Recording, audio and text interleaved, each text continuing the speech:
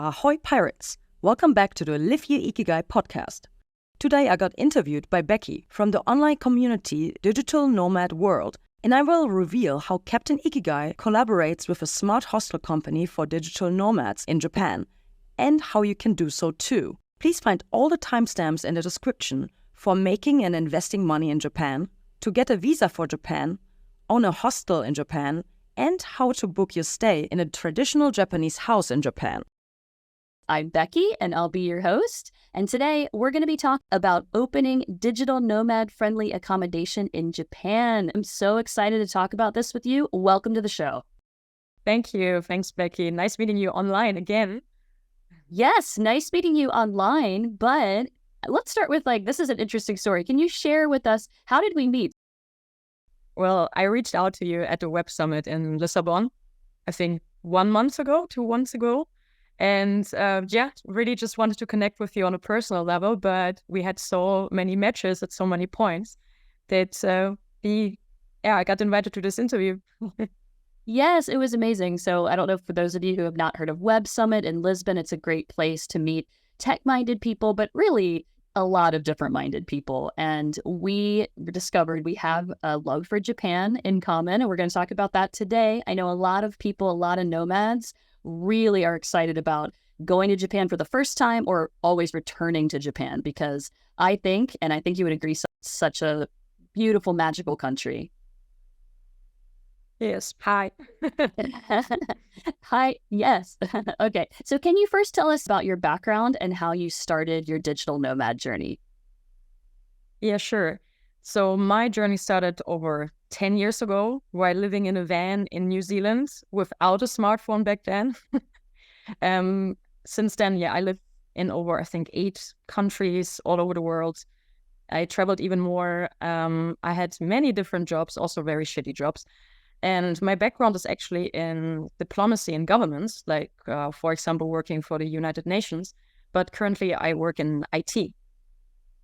Wow, that's a whole other show, I think, how you transitioned to then and got into that. But so do you have any favorite countries that you've been to besides the one we're going to talk about? Well, it really, really depends on how you feel like somewhere, right? And how inclusive this is, and also safe, I would say. So, well, I really, really enjoyed my time in Amsterdam and New York City, definitely. So today we're going to, as I said, we're going to talk about this company that you are working for, you're helping, and it's how we got connected at Web Summit. Actually, you were there with your team, and this company is called Algoritmi, and they're building digital nomad-friendly accommodation in Japan. So can you first explain, how did you get involved with a company like this, and what exactly do they do? Yeah, well, I stayed in one of the accommodations while visiting this historically beautiful mountain village in Japan, for actually visiting a festival. And while I was sitting in the evening drinking sake at the irori, which is the fireplace you can see here in the back. It's like a traditional Japanese fireplace. I met Narumi-san, and who happened to be the owner. But at the time, I really had no idea who he was. And first we became friends, and then later I met the whole team, actually. Oh, so you were just staying at okay, can you explain what this place was like that you were staying at? Yeah, so it's a very, very old traditional ryokan, as you call it, like a traditional Japanese house, with the tatami floors, those sliding doors, paper walls, a lot of dark wood, a Japanese garden with bonsais, and stone garden. And this the mood is very traditional, but with a very warm, welcoming vibe of community, and very international. Mm-hmm. Okay, so would you consider it something like, I think when you first were explaining it to me, you called it a smart hostel? Yeah, so we build and operate smart hostels, but they are smart because we actually enable them by IT, AI, and IoT. So most of the times we have shared accommodations, but you can also have a private room or living in shared rooms. So we actually renovated the first one in October 2022. which is that 100-year-old traditional Japanese house I stayed in. So this was our first smart hostel. And then we currently welcoming around 1,000 guests monthly and building like the community actually around a communal kitchen, which is quite large and very well equipped.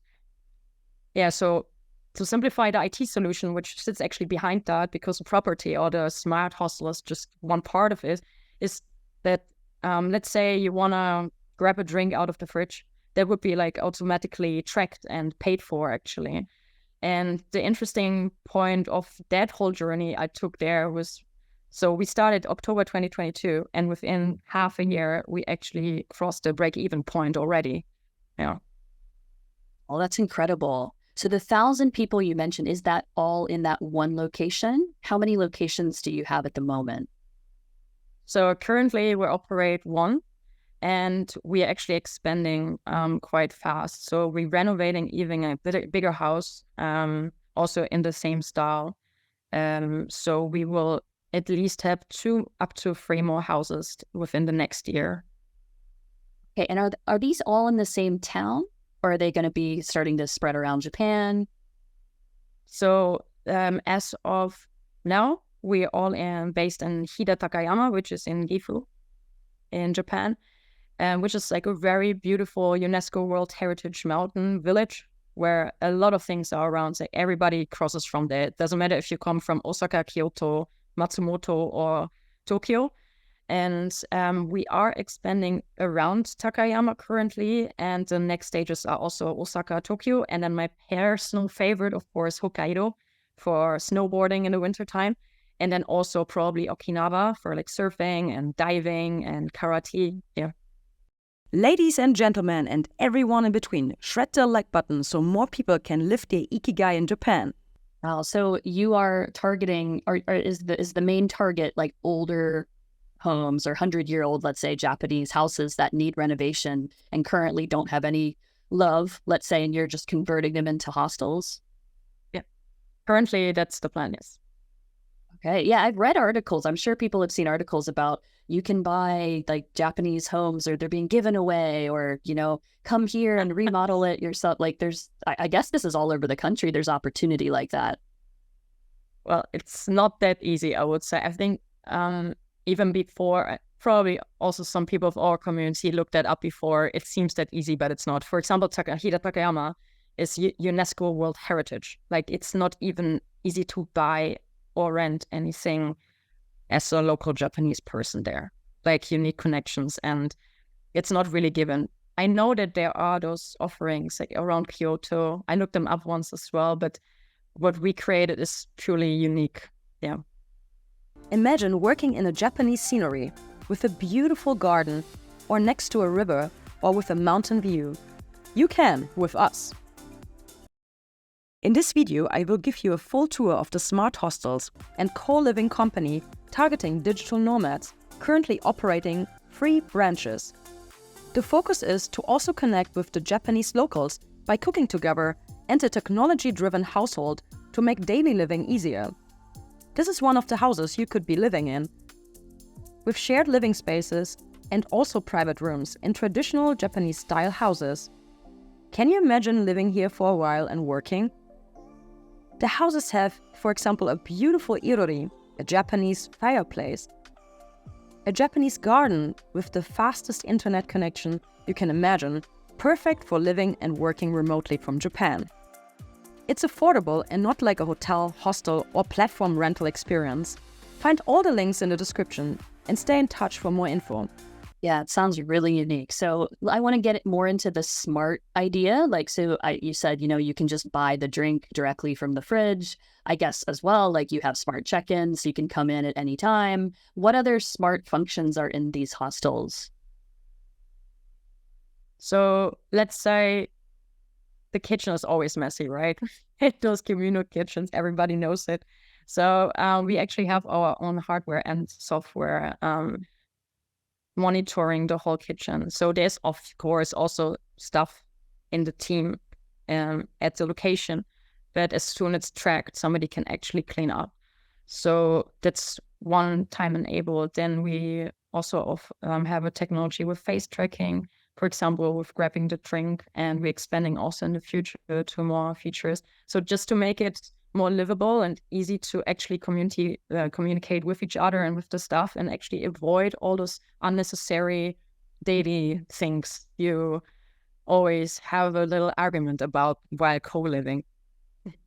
Yes. Oh, yeah. Okay. And I'm trying to also draw a picture for people, because I know Japan like you do. And when you said shared rooms, okay, are you talking about, like, I don't really see a lot of bunk beds in Japan and in hostels so much. So, in the big cities, yes, but a shared room in a house like this, I'm imagining that people are sleeping on the futon on the floor. Am I right? Yes. So in Japan, you have tatamis. Right, you know it better. You do speak Japanese very well, Becky. And yes, you do sleep on a futon on the floor, and also in the private rooms as well. And the private rooms, as we have them currently, they of course also have desks and a window. And when you're opening the window, that's what I love there. It's like you hear the river stream and the water splashing. And we also have a big living community room, which, yeah, you can check later also in the pictures, where a lot of people gather also in the evenings, or what also is super lovely in the morning, having a coffee or tea at the fireplace and working from there in front of the little fire. Yeah. Yeah, I love the Japanese countryside. And yeah, so for people who also may not know, the futon, usually they're folded up in the closet every day, and they're put outside to get some fresh air. And you just get them out every day, and then every morning you will fold them back up, if you want the space in the room, and put them away, or like pile them up together. So it's a really different concept if you've never been to Japan and tried this before. Definitely. Okay. Also, I want to ask about the kitchen. So I know from going to small Japanese towns that if you don't have a car, it's hard to access supermarkets sometimes. If you're lucky, there's a convenience store nearby, but that doesn't have the healthiest of food. How does the food work, or how does going to get food work for the Smart Hostel? Do you guys actually bring food in for guests? So we do also have some rather gatherings at the eatery, doing I do not eat meat, but we offer eating, for example, hida beef, sorry, hida beef on this little leaf to cook. And of course, local sake, where we also have collaborations with the local sake breweries around. But there is actually a supermarket, I would say 6 minutes walking directly across the street, and also a kombini. So I think it's a 7-Eleven and a family market around the corner. So this little village is very well equipped, because actually back in the days it holded a lot of tourists, and they're uprising again.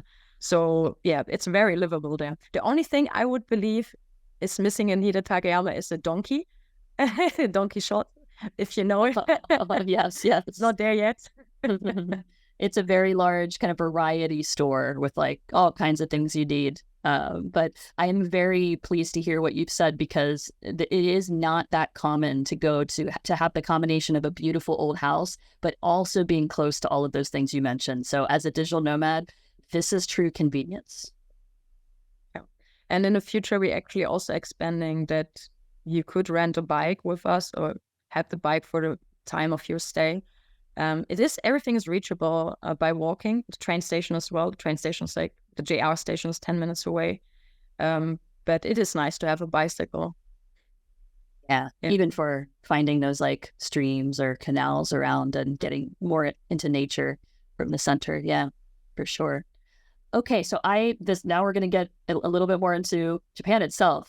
Why should digital nomads come to Japan? What is it about this country that is so great? So, many people believe that Japan is expensive, but to be honest, it's very affordable, and the living standard is incredibly high. So it's very safe and economically stable, I would say, and it's very welcoming for foreigners, like gaijins like me or you.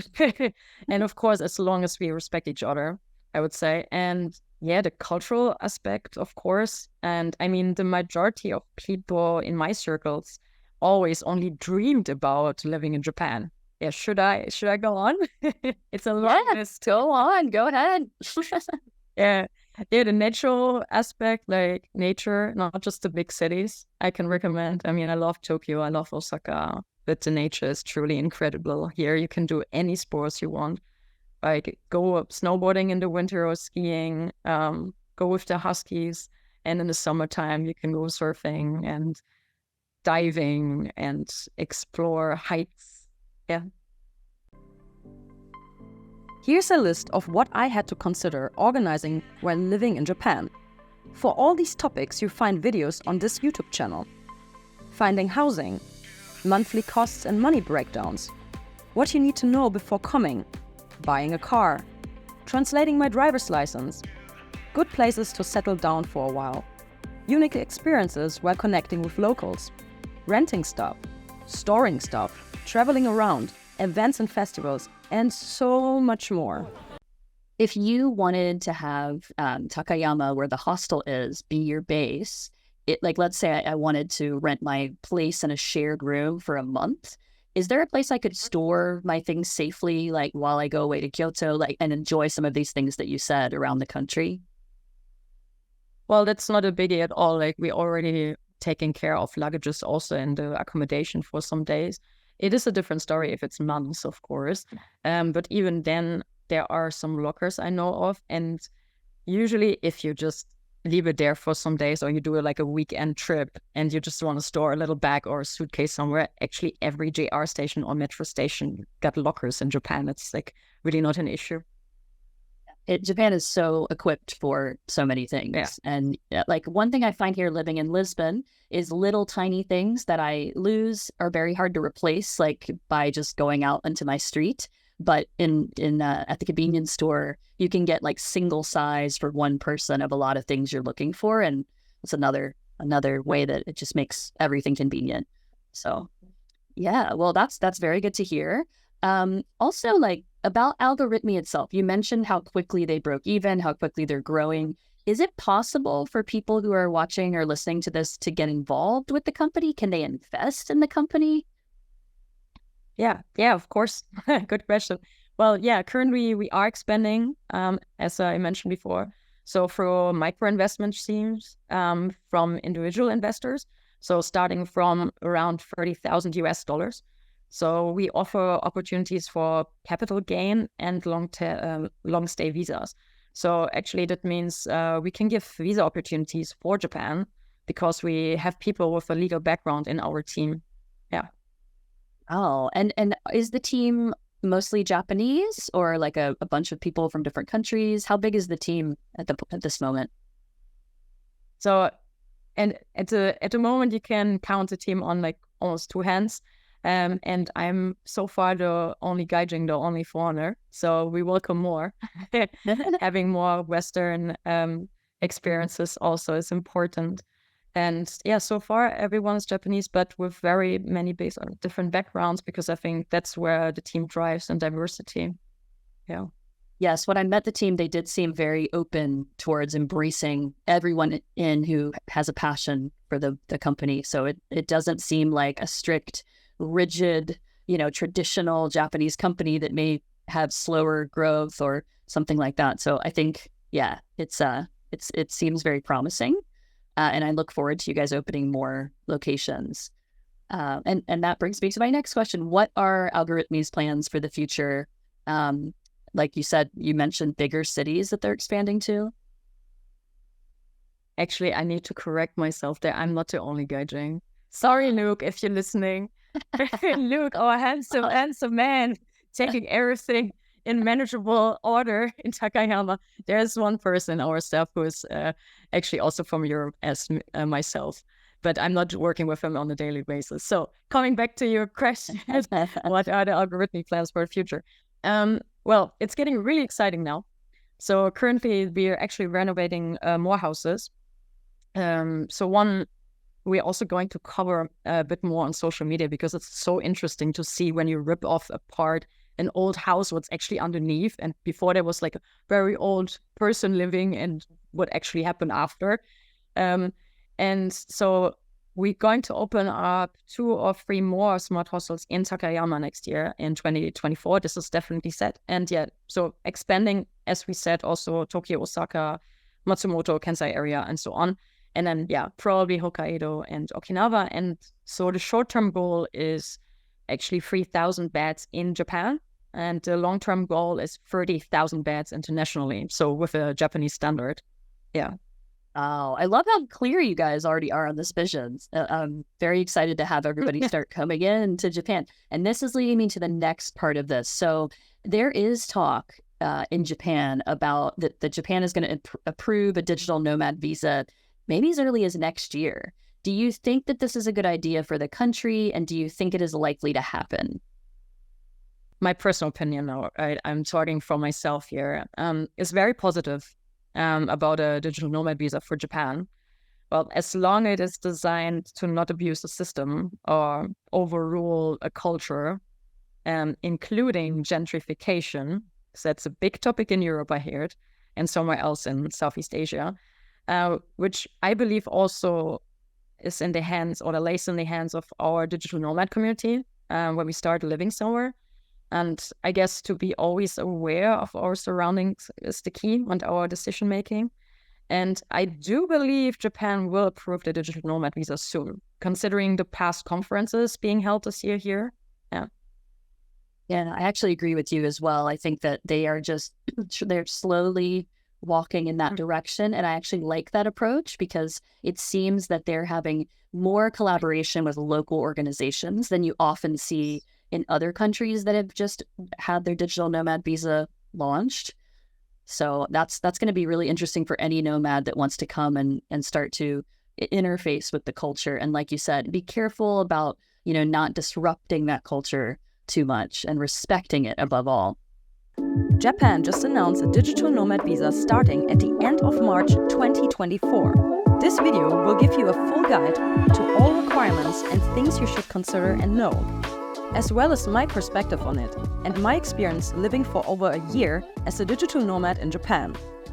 So I'm wondering, if the Smart Hostel, is there any of the smart features that you are still planning on adding to the hostel as well? I find this concept of the Smart Hostel so fascinating. I love the convenience of it. So yeah, community is a very big topic, right? It's not just getting or avoiding all those unnecessary bits, but the community aspect.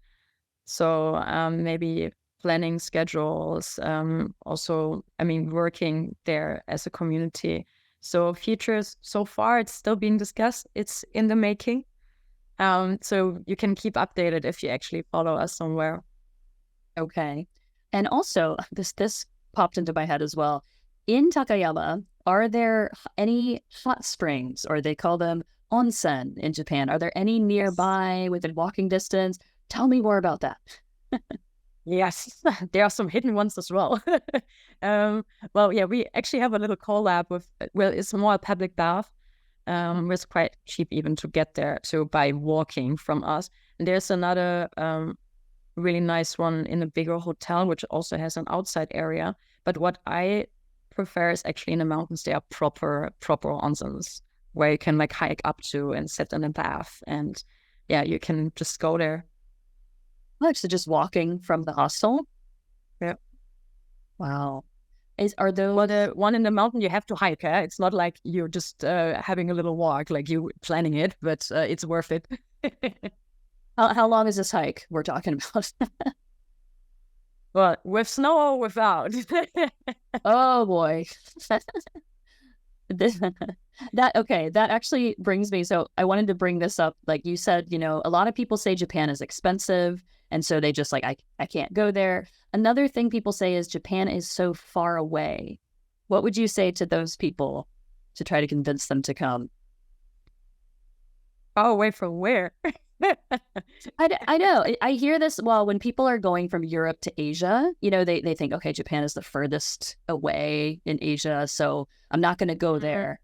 But they stay in Thailand or they go to Indonesia. Well, me also being around in Southeast Asia for quite a bit, I do see the flights have changed, right? Most flights to Japan are either going over I think Shanghai, Hong Kong, because they can't fly over Russia, and over Taipei. I also do see that Thailand, I mean, this is just a hypothesis, what I'm saying here, but also my Thai friends say that prices do change there. And to be honest, it is worth flying. It is quite a journey. I mean, you can count with like 23 hours until you're here from Europe, for example, but it's worth it. And when you're here, you will see it's not as expensive as you would think, like back in the, how was it, 90s, or like, I think the first time I came to Japan was 2017 or 18. That was a different story, but things have changed. Yeah. And to be honest, we are so well connected currently. Japan really doesn't feel that far away anymore. I agree. And I think that's not a great excuse for people to miss out on such a great country and such a welcoming place. And I would say the yen also, like the yen got so much weaker in 2022 and onward. I hope for the people it actually strengthens up a bit, but for people coming in, it is a really prime time to visit. Yeah. I hope this will change actually in the future. Yeah. Another thing people tell me, because I talked to a lot of nomads about where they're going, they say, oh, I don't want to go to Japan because that's winter. Like right now, a lot of people are going to Thailand and Vietnam. They escape the European winter. They're like, but Japan's also cold. I can't go. What would you say to those people? Well, I do agree. There is winter in Japan, and there's also a lot of snow in Hokkaido, for example, where it gets like minus 30 degrees sometimes in the wintertime. But actually, Japan also has tropical islands, for example, Okinawa, which we probably also going to happen to have some accommodations, which are really close to Taiwan, if you look it up on maps. Those are multiple islands. There's this one main island, Okinawa, and in December, it's still 27 degrees there, and you could go surfing and enjoy beach life. Like, so Japan got it all.